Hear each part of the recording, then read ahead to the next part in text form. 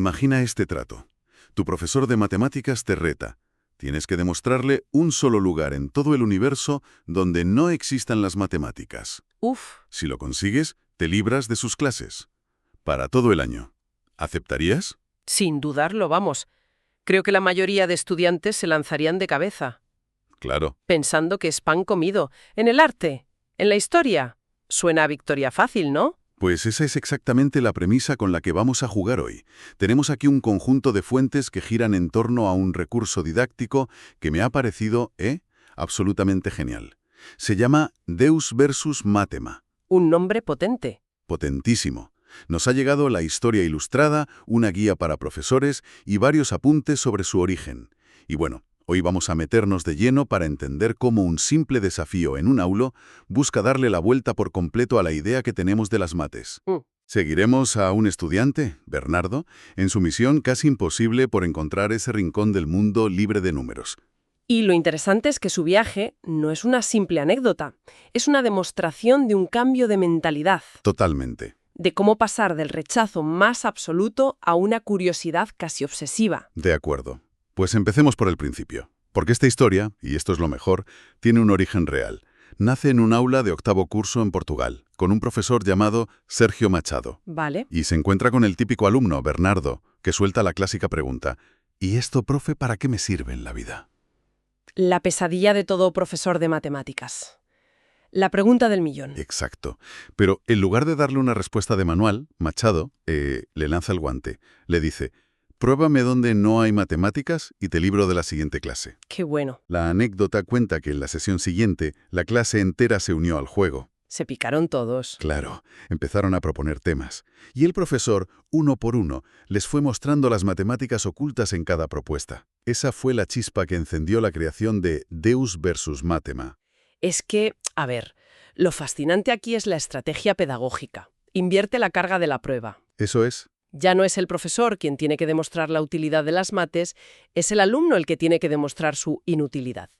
Convierte el aprendizaje en una investigación, en una especie de caza del tesoro intelectual, El alumno deja de ser un receptor pasivo de fórmulas. para convertirse en un explorador activo.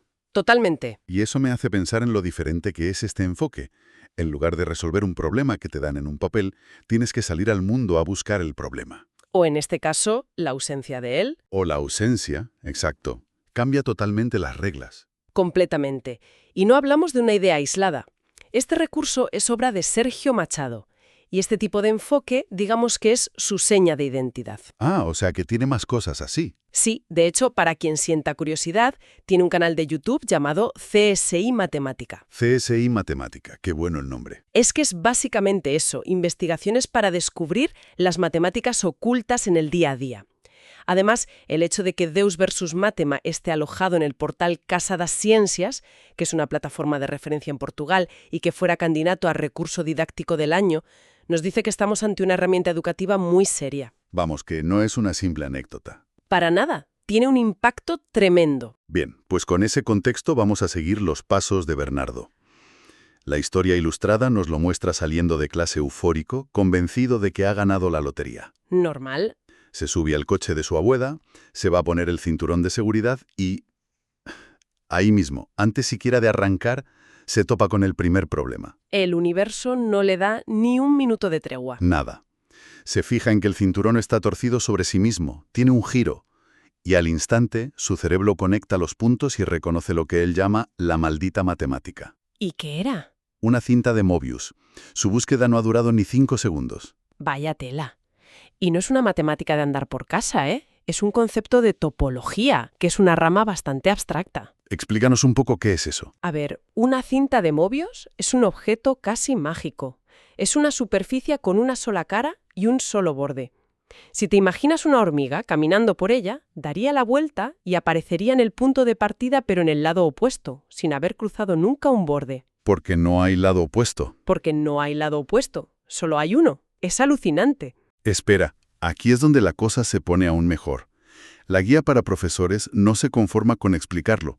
Sugiere construir una en clase. Claro, con una tira de papel. Recuerdo haber hecho esto en el colegio y es de esas cosas que te explotan la cabeza. Totalmente. El momento verdaderamente revelador es cuando te piden que la cortes por la mitad, a lo largo. Tu intuición grita que vas a tener 2 tintas más finas, 2 anillos separados. Lógico. Pero no es lo que ocurre. Para nada. Lo que obtienes es una única cinta, pero el doble de larga y con más giros. Es un momento ajá perfecto. Es la demostración física de que las matemáticas desafían nuestra intuición y nos muestran una realidad más extraña y maravillosa de lo que pensamos. Exacto. Es una lección que no se olvida. Pero claro, para Bernardo en ese momento no es un ajá, es una frustración. Una más, sí. Y el problema no ha hecho más que empezar. Ya me imagino. Así es. Un poco desmoralizado, mira por la ventanilla del coche y el panorama empeora. Ve la ciudad, calles, edificios, iglesias, puentes, y se da cuenta de que está literalmente envuelto en geometría. Claro. El texto lo describe de una forma muy gráfica. Números, círculos, polígonos, simetrías, sólidos. Y dice algo más. Dice, todas aquellas bayelas que leía en los libros de matemáticas y que devoraba a escondidas. Esa frase, devoraba a escondidas, es muy reveladora, ¿eh? Sí, ¿verdad? Nos sugiere que la aversión de Bernardo no era por falta de interés o capacidad. Seguramente era por el aburrimiento del método tradicional. En el fondo le interesaba, pero el desafío de su profesor le obliga por primera vez a conectar esos conceptos abstractos con el mundo tangible que le rodea. Derrotado en el mundo construido por el hombre, su búsqueda se vuelve más abstracta. Piensa, vale, las letras, el alfabeto. Es una invención humana, puramente cultural. Ahí no puede haber matemáticas. Un buen intento. Pero de nuevo, se equivoca. Recuerda algo llamado el método de Gardner. ¿Esto qué es exactamente? Porque a primera vista parece brujería. Parece un truco de magia, sí, pero es pura observación de patrones. La idea es sencilla. Escribes todas las letras del abecedario en un círculo. Luego buscas un eje de simetría vertical en cada una. La A lo tiene, la M también, la T, la U. Pero la B no, ni la C ni la F. Vale, lo pillo. Exacto. Pues si tachas o eliminas todas las letras que sí tienen esa simetría vertical, las que quedan, las que no has tachado, no se distribuyen al azar, se agrupan de una forma muy concreta. No me digas. Te encuentras un grupo de 3 letras, luego un hueco y queda una letra sola. Luego un grupo de 4, otra vez una sola y un grupo final de 6. 3, 1, 4, 1, 6. Espera un momento. ¿Eso es 3,1416? Es el número pi. ¿Cómo es posible que pi esté escondido en la simetría de nuestro alfabeto? Esto sí que no tiene ningún sentido. Pues ahí está. Es un ejemplo perfecto de cómo las matemáticas son un lenguaje subyacente que emerge en los lugares más inesperados. Conecta sistemas que consideramos totalmente independientes, como la geometría de un círculo y la forma de nuestras letras. Bernardo, lógicamente, vuelve a murmurar «maldita matemática» y decide jugar su última carta, la naturaleza. El último refugio. Ahí sí que no, piensa. La naturaleza no fue creada por el hombre. Se sienta delante del ordenador y empieza a buscar en Google, solo para descubrir que la propia palabra Google tiene origen matemático. La ironía es deliciosa. Es que es buenísimo. Es tremendo. La herramienta que usa para escapar de las matemáticas está bautizada con un concepto matemático. Google es una variación de Google o Google en inglés, que es el nombre que se le da al número 1 seguido de 100 ceros. Es en ese momento de derrota, buscando en Google, cuando se topa con su gran descubrimiento, un patrón numérico que lo cambia todo. La secuencia de Fibonacci. Y las imágenes que acompañan la historia en este punto son potentísimas. Lo son porque visualizan algo fundamental, la secuencia de Fibonacci, en la que cada número es la suma de los dos anteriores, 0, 1, 1, 2, 3, 5, 8, 13, no es solo un ejercicio numérico, es un algoritmo de crecimiento. Cuando la traduces a formas geométricas, genera una espiral. Y esa espiral, como descubre Bernardo, está por todas partes. La historia nos la muestra en la concha de un náutilo, en la distribución de las semillas de un girasol, en las proporciones de una mano humana. Y va mucho más allá. Se ve en la forma en que se ramifican los árboles, en la formación de un huracán, incluso en la estructura espiral de las galaxias. Y aquí está la clave, el gran porqué. A ver. Esto no es una coincidencia mística. Lo que este patrón revela un principio fundamental del universo: la eficiencia. La espiral de Fibonacci es la forma más eficiente que tiene la naturaleza para crecer y para empaquetar cosas. ¿Para empaquetar? Sí, ya sea para maximizar la exposición al sol de las hojas de una planta o para que quepan el máximo de semillas en un girasol. No es magia, es física y economía de recursos en su estado más puro. Es una solución óptima que la vida ha encontrado una y otra vez a distintas escalas. Eso sí que es un momento ajá. Desde luego. Bernardo, claro, está completamente abrumado. Para despejarse, busca refugio en lo único que cree que le queda libre de números: la música. Se sienta a tocar su piano de cola. Mala lección para esconderse. La peor. Primero, se da cuenta de algo sobre la forma del instrumento. La curva del piano de cola no es un capricho estético. No, para nada. Está relacionada con los logaritmos. Efectivamente, la función logarítmica es la que permite que la longitud de las cuerdas aumente de forma progresiva para producir las notas graves, pero sin que el piano tenga que ser kilométrico. Es un diseño matemático para optimizar el sonido y el espacio. De nuevo, la eficiencia. Pero la verdadera revelación llega cuando mira las teclas. Yo aquí ya me habría rendido, pero él insiste. ¿Qué es lo que encuentra en el teclado? Porque a simple vista... Pues si te fijas en una octava, el patrón es inconfundible. Tienes grupos de teclas negras, un grupo de 2 y un grupo de 3. Vale, 2 y 3. Si las sumas, 2 más 3, 5 teclas negras en total en la octava. Ahora, cuenta las blancas. Son 8. 2, 3, 5, 8. ¿No puede ser? Pues sí. ¿Es la secuencia de Fibonacci otra vez? Ahí mismo en el piano. Y si sigues, 5 teclas negras más 8 blancas suman 13, que es el número total de teclas en la octava y el siguiente número de la secuencia. Está ahí, a la vista de todos. ¡Qué pasada! Esto demuestra que las matemáticas no solo una herramienta fría para la ciencia, son el esqueleto invisible de la armonía y la belleza en el arte.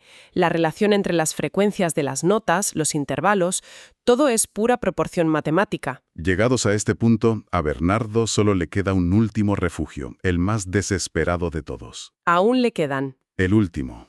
Piensa. Dios, es imposible que las matemáticas tengan algo que ver con la teología o la fe.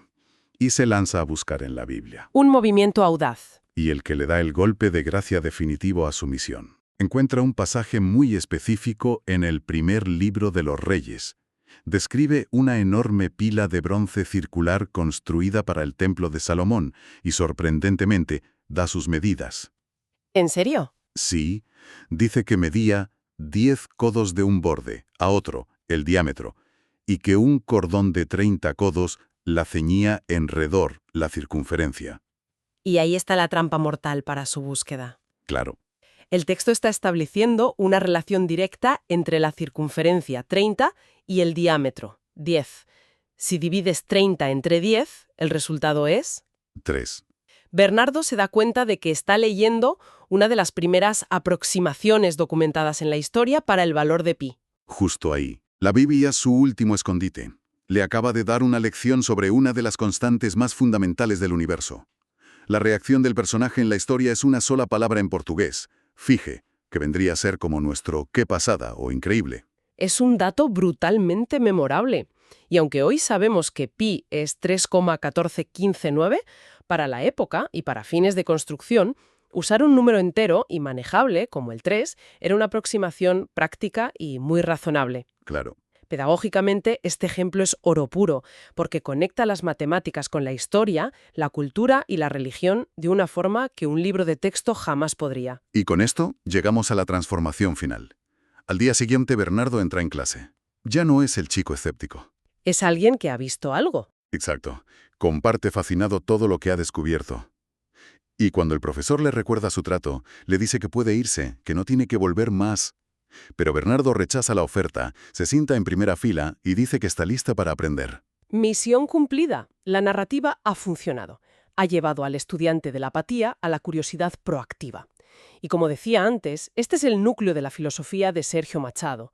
Su canal, CSI Matemática, está lleno de pequeñas investigaciones como esta que te invitan a ponerte las gafas de matemático y ver el mundo de otra manera. Es una invitación a ser detective de patrones. Justo eso. Entonces, si lo resumimos todo, La historia de Bernardo es una metáfora. Nos enseña que las matemáticas no son una asignatura aislada, sino un lenguaje universal para describir la realidad. El mismo lenguaje que explica la torsión de un cinturón de seguridad, la espiral de una galaxia y la armonía de una pieza de piano. Y creo que la lección más importante es sobre la perspectiva. Lo que de verdad transforma el aprendizaje no es tanto encontrar las respuestas correctas, sino aprender a hacer las preguntas adecuadas. Totalmente. Al cambiar el enfoque de ¿cómo resuelvo esto? A ¿dónde está el patrón aquí?, la educación deja de ser una obligación y se convierte en lo que siempre debió ser: una aventura. Totalmente de acuerdo. Este recurso, Teus versus Matema, nos muestra de forma brillante dónde están las matemáticas. Pero al terminar, a mí me deja una pregunta más filosófica flotando en el aire. A ver, Si las matemáticas están en todas partes, ¿son algo que los humanos inventamos como un lenguaje para describir el universo? ¿O son una verdad fundamental del propio universo que nosotros simplemente estamos descubriendo? esa es la gran pregunta, ¿verdad? ¿Es el universo intrínsecamente matemático o es nuestro cerebro el que está cableado para ver patrones matemáticos en todas partes? ¿Estaba la secuencia de Fibonacci en el girasol antes de que llegáramos nosotros para contar sus semillas? ¿Dónde termina la realidad y dónde empieza nuestra interpretación? Es algo sobre lo que merece la pena seguir pensando.